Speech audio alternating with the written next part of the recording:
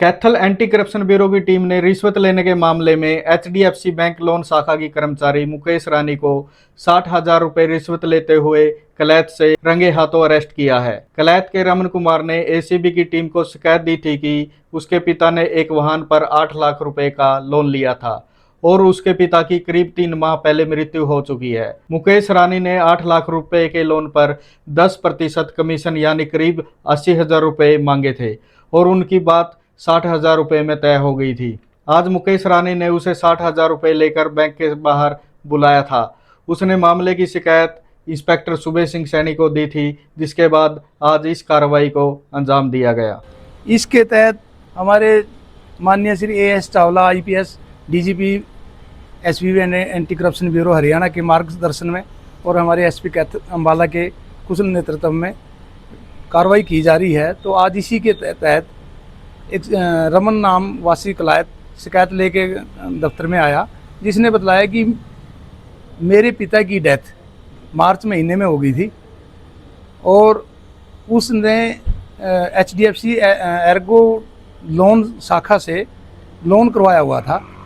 जो लोन का भी बीमा था, उसकी लोन को सेटलमेंट करने के नाम के मेरे से एचडीएफ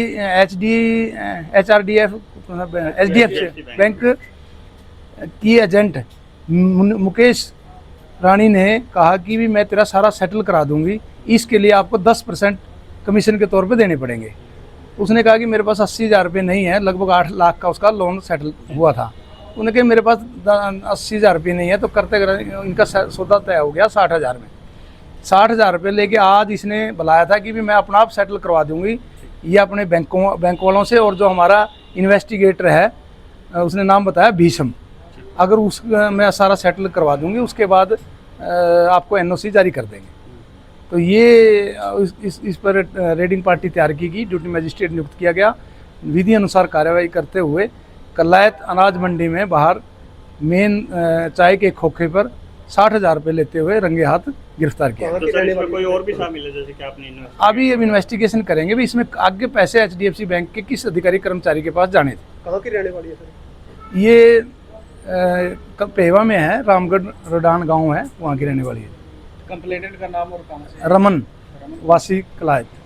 जैसे प्राइवेट कर्मचारी हैं, जैसे बैंक पे भी जैसे इसी हाँ, एचडीएफसी बैंक हमारे सुप्रीम कोर्ट के आदेश के उसके निर्णय के अनुसार जो सर्विस देते हैं पब्लिक सर्वेंट में आते हैं सारे।